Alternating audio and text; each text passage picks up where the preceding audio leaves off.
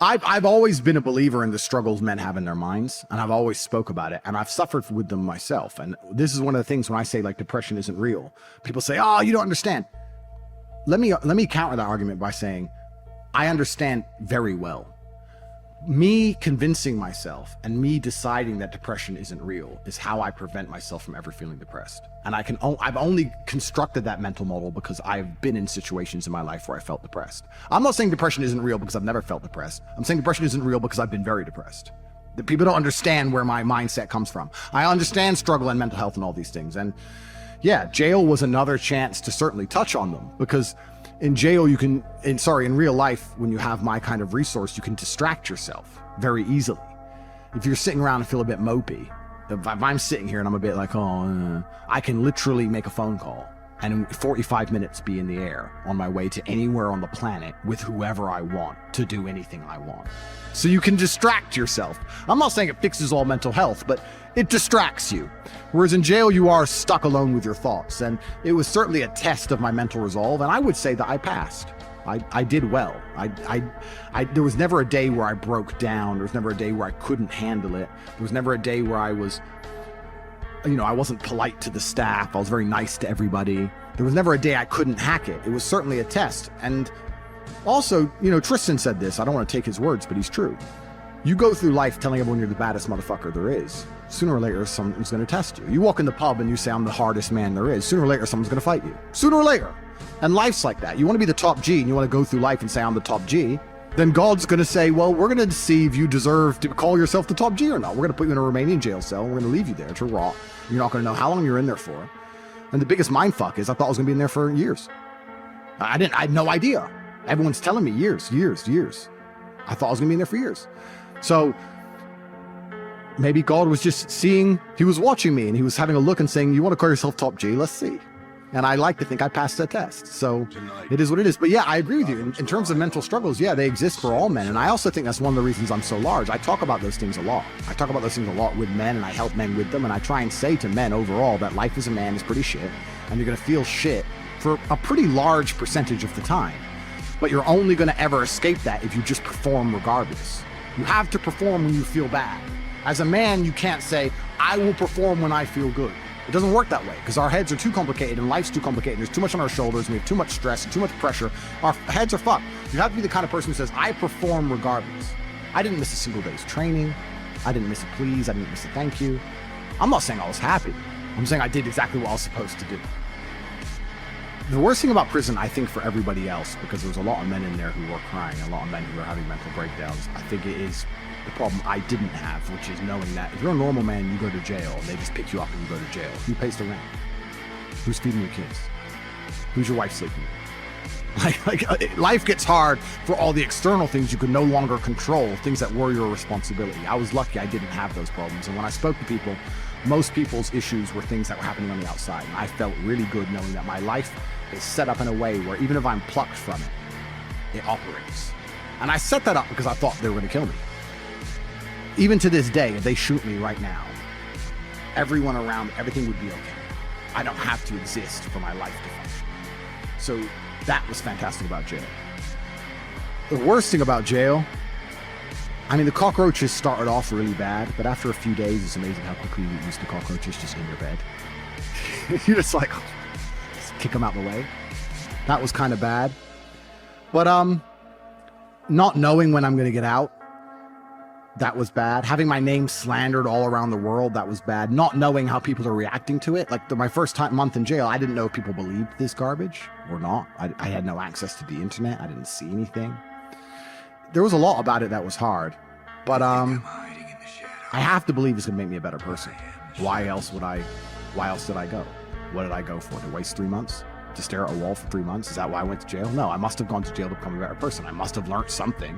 I have to self-analyze and find the lessons and pick it out. And I think a lot of people don't do that with all the bad situations in their life. regardless of whether you went to jail or a woman left you or your business failed, whatever it is, you need to analyze the entire situation and say, okay, what can I learn? There's a big pile of shit here, but there must be a little bit of gold inside. So I've just tried to look at it as a massive learning experience, and perhaps that's a coping mechanism, but I've found a lot of lessons which I'm implementing. And And there's a very strong chance they're going to put me back. Not because I'm guilty, because I haven't done anything wrong, but because I'm currently in the middle of a judicial system. I'm in the judicial system of a country. I don't truly understand the language. I don't understand the judicial system. I don't understand the charges against me. I don't understand how any of this can be legal. I don't understand where it's come from. I don't understand the evidence they believe they have. And here I am stuck in this process, and who knows how it's going to end. There are moments in your life that you feel overwhelmed by life, by people, by your own circumstances, by struggles. We all get knocked down in every aspect of life. Life has a way of humbling you. Life will make you shut up. Life will mute you. You're gonna feel awkward and stupid and dumb sometimes. At times you won't want to come out the house. At times you'll be feeling bad and don't know why. What's wrong? I don't know. Just leave me alone. You will cry. You're gonna fail, and you're gonna be in your head. You're gonna be saying, I'm not good enough. But it's okay. It goes with the territory. It's a part of the deal. The real challenge of growth comes when you get knocked down. You got to get messed up sometime. You got to get dirty. You got to get your feelings hurt. You got to get disappointed. You're going to ask somebody for some money. He going to tell you no. That's just dirt. How you handle it, that's where the growth takes place. You want to take responsibility for your life. I got me here, I can get me out of this. If somebody came and knocked you down, there ain't nothing you can do about it. But if I come back a week later and you're still on the ground, we got a problem. You can decide that you're going to change, that you're not going to be a wimp. The way you were born, what happened to you is not your fault. But doggone it, you still on the ground after 20 years? See, you get tripped out because you got dirt on you. But you need dirt on you to develop. If you get knocked down, there's nothing you can do about it. But getting back up has every single thing to do with you. Don't you give up on your dream. Don't you do it. Don't you do it. Don't you do it. See, you get mad when haters come your way. You get mad because you get a setback. You get mad because they talking about you. That's dirt. You are not the only person that's been through a divorce, boo. Get over it. You're not the first one they let go of. You won't be the last one. The question is, what you gonna do about it? I'm not going to be a volunteer victim. You can decide that you're going to stand up to life. I just need you to identify what your pain is, and then I need you to ask yourself what you're gonna do about it. And maybe you've been knocked down in your life and it seems like, hey, the fight is over. It is not over unless you quit. You can permit it to let it hold you down, or you can decide, I'm not going to let that happen to me. You have a choice to either give up or get up. You got to get gritty, man. You got to develop some dog in you. You can decide, I'm going to work on myself and develop myself. I'm going to empower me. You have to learn to turn and look at every obstacle as an opportunity. I will not give up. Every time I get knocked down, I will get back up and I will succeed. I love myself enough not to be trapped in the same doggone spot for the rest of my life. No pain, no gain. Pain has a purpose. Your pain ain't permanent. It might last for a second. It might last for a minute. It might last for months. But sooner or later, if you do not surrender, if you do not give up, it will subside. Don't go through it, grow through it. And as pain leaves your body, guess what's going to take its place? Success. You cannot build anything that won't bring a battle. And if you're going through a battle right now, it's only because you're building something. Stop running from your pain and embrace your pain. What will you do with your pain? Will you let it break you, or will you let it redefine you? Your pain is going to be a part of your prize. I challenge you to push yourself. You want affirmation? Look yourself in the mirror and say, I think I can. I know I can. You've got to decide to be relentless. You've got to decide never to give up. Do whatever it takes. You your biggest driver. You've got to find some reasons within yourself that will give you the stamina when life catches you on the blind side to keep on calling and coming back again and again and again. You see, the fight's not over if you've been knocked down. It's only over if you quit. Because life is a fight. It's a fight for integrity, your goals, your dreams, your ambitions. So every morning, I've got to wake up and I've got to fight. You gonna quit or you gonna make it to your silver? You gonna quit or you gonna make it to your goal? So you can stop waiting for it, you can stop wishing for it, and you can get on with the rest of your life. I gotta fight for my dreams. I gotta fight for character. I gotta fight for integrity. When you get to the point where enough is enough, doors start opening, opportunities start happening. But what you cannot do is you cannot quit during the process. All I'm saying is don't quit. I didn't say don't rest. Mentally, you can stay connected. But to win fights, you gotta have stamina. You gotta be ready to fight and bounce back. You better not feel sorry for yourself. You better get up and fight. And some of you are not successful because every single time you run up against a trial, you stop. I need you to match whatever effort the enemy is putting up. Match the doggone efforts. I'm gonna think, I'm gonna execute, and I'm gonna win. And that's how you get to the next level. You cannot give up because it ain't what you see. You cannot give up. It's when you have nothing left. It's when you depleted all your money. When you have nothing left, that's when it's showtime. At the end of rain is your promise. So stop crying about it and use your energy to get through it. When you find a way out of no way, when you find breath that you don't have, when you want this thing as bad as you want to breathe, that's when you find a way. I cannot stop what happens to me, but I can dictate how I respond. I invested too much to quit. So when life happens, I don't just sit there and cry. I brought back.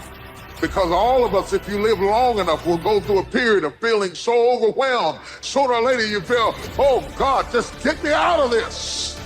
I wish I could tell you it's gonna get easier. I wish I could tell you that, but that's not the truth. The truth is you gotta find something within.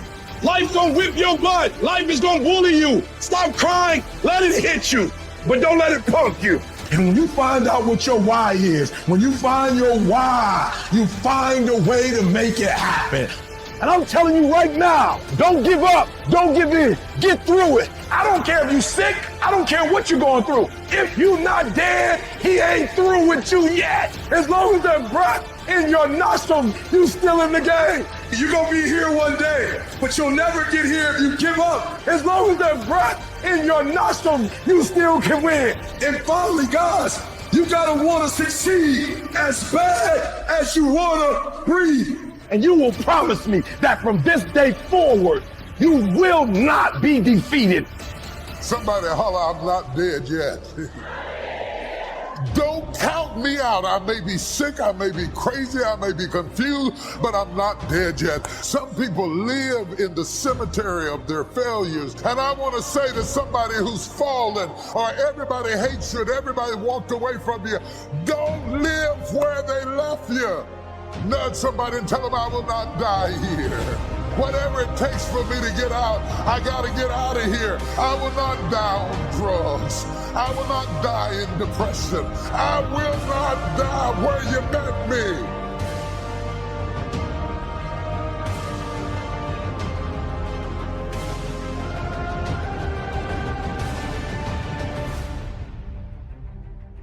Number one motivating thing for me, and I'm just being honest, was I was sick and tired of being poor. My mother was poor, my father was poor, my brothers and sisters were poor. I lived in a poor neighborhood, we lived in a poor house. And I would see, like at Christmas time, my father would put us in the car and take us out to the suburbs to see the Christmas lights. And I would see these big houses, man. I told my father, I said, Dad, I said, why don't we get one of these houses? He said, boy, I ain't got no money for this kind of house. He said, but if you work hard, you can make some money, you can buy you one of these houses. My motivation was to buy a big house so I could put up Christmas lights. And I always dreamed of buying my mother and father a real house. And before they died, I was able to do all of that. You have to find a dream that's so big that it overwhelms all of your fears and causes you to never give up. Always go to something bigger than yourself. I'm wondering if you've been defeated because you have been giving yourself wholly to something that was too small to hold you. Are you trying to take a bath in a bowl? Are you not guilty of immersing yourself into things that were too small to hold your vision? Why you keep imagining buying a house Why do you keep imagining getting rich one day? Why do you keep imagining that? Because God is talking to you. You got to start believing in your imagination.